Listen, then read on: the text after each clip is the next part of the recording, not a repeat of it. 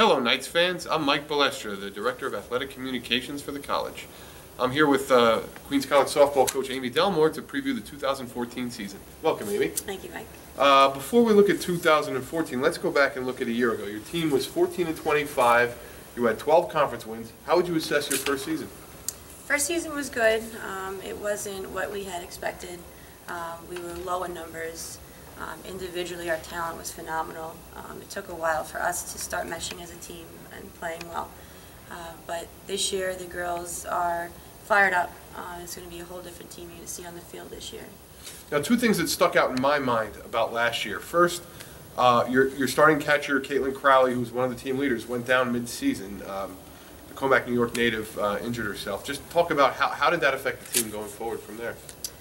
Affected us tremendously. Caitlin Crowley was a leader on the team. She was a junior captain, sorry. Phenomenal defensive catcher. Unfortunately, she broke her hand in a game, and it was a big game changer. At that point, she was hitting over 300, leading the team in home runs. So we had to adjust from there. It wasn't the end of the world, but it hurt us a lot. Now, something that affected both you and me in terms of our hours, let's say, our job hours, was you had a game against Mercy that started on one day and ended 3 weeks later. And on that day, you also played two other games against Mercy. There were late season games. You two were fighting for the last playoff spot. Just kind of, what are your thoughts about that? That waiting the 3 weeks, and it's kind of something that doesn't really Actually, happen. that circumstance brought the ECC to try to start a lot of the games at 2:30 this year. So last year, the game took forever. We had to stop it in the 4th or 5th inning, and going back 3 weeks later and having to get back at that inning at that moment, it was difficult. We ended up winning that game. The girls pulled through. Unfortunately, we had to play another 2 games after that, which we lost. But going back on it this year, we're going to start the games earlier to try to get all the innings in, so there's not a conflict. Now, let's move ahead and look at this season for a minute. You're bringing back some key players. Let's start with your all-conference second baseman last year from New Hyde Park, Monique Roberge. Talk about what does she bring to the lineup and how is she going to affect the team this year? Monique is a tremendous player. She is going to be very, very useful for us this year. Monique could be categorized as a utility player. She's going to see a lot of time on the mound this year. She was working super hard this summer to get her arm back into shape. She's going to be on the mound. She's going to be at first base a lot. And the times when you need to fill in at second, she's going to step up and do that as well. Offensively, she's probably going to be hitting the 4-hole again. Tremendous bat, great power, very overall great player. Now, I don't want you to tip your hand too much, but on the days when she's pitching, you're not planning on designated hitting for her, are you? Absolutely not. No, she's definitely going to be in the lineup at all times. Okay, terrific. She's consistent. She'll be okay. Now, I know you were talking about using her as a pitcher. Talk about your other pitcher from Annandale, Virginia, Izzy Yarrow. She was sort of the ace of the staff last year. What are you expecting out of her this year? She's still going to be our ace. Izzy is a phenomenal pitcher on the mound. She has great poise. She's super confident. Izzy and Mo are two separate pitchers. Izzy throws very, very low. Mo throws, everything tends to rise on it. Mixing together, they're going to be great on the mound.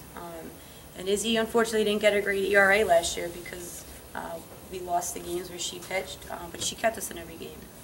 And another player who I'm intrigued by, and I'd love to get your thoughts on, is your returning outfielder from Long Island, Kat Pastor. What are you expecting out of Kat this year?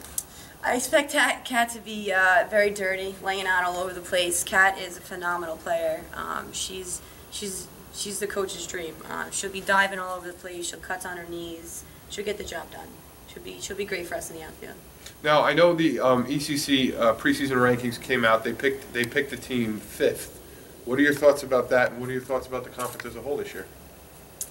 I think that us finishing 5th was nothing out of the ordinary from last year, and they pretty much went in order of how we finished in the conference. And that's fine with us. We'll show the conference this year that we are not a 5th-ranked team, and they'll be very surprised of how we finish out at the end of the year. Now, at the end of the year, when everything's said and done, and you look back, what will it take for you to say to yourself that was a successful season? I think that We stay above 500 in the conference. We beat the strong teams like a Malloy or a Post. For the 80% of the team to stay consistent offensively and defensively. For the girls to individually meet their goals. And, I mean, overall have a fun, enjoying, eventful season. Now, I think for all of that to happen, you need to have a very strong support staff. Talk to me about your two coaches. Let's start with Casey Cox, who's in her second year with you. She came over from St. John's. What does she bring? What do you like about her coaching? Casey brings a youthful knowledge to our program. Casey generally works a lot with our pitchers, our hitters, and the mental game. She prepares them mentally to get into the batter's box and get ready to hit. Most recently, we have been teaching the girls how to recognize spins on the pitches, so when they're coming, they know what pitch is being thrown. Casey takes a lot of joy and effort in doing what she does, and she has been phenomenal for us.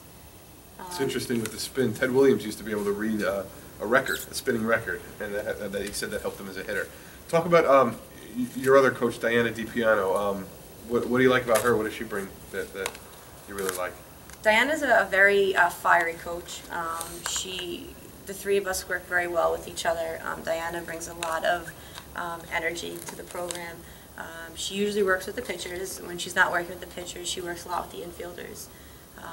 Diana was Nassau County Pitcher of the Year years ago, and her first game at college, she played third base and never moved. So she has a lot of knowledge in both aspects. And fortunately, I'm able to have Carla Pedalino, who graduated last year, as an undergraduate assistant this year for us. So she's also been able to help out a lot with our players. And the last thing I want to ask is for those of us that haven't seen your newcomers yet, which newcomers are standing out in your mind or have made an impression so far for you? In the fall, we had a lot of incoming freshmen step up. We have a great hitter, Kayla Morrissey, who offensively can see the ball very, very well. She's super disciplined up at bat. We have a few infielders that we had brought in. We have Lindsay Lichtenberger, who is a first baseman. Unfortunately, medically, she's not cleared to play yet. Alicia Gonzalez, who is a young player, great glove, a little more developing, should be a phenomenal person. We have Stevie, who is an outfielder, tremendous speed. She surprised us a lot in the fall. I think that she'll be a great asset to us this year. We have two catchers, Kylie Spillett and Christy Booty, who defensively can block a ball. They can, throw girls down. They'll be an asset to us as well. Well, that was your 2014 softball preview with head coach Amy Delmore. To follow the softball team and all the other Knights teams, log on to www.queensknights.com.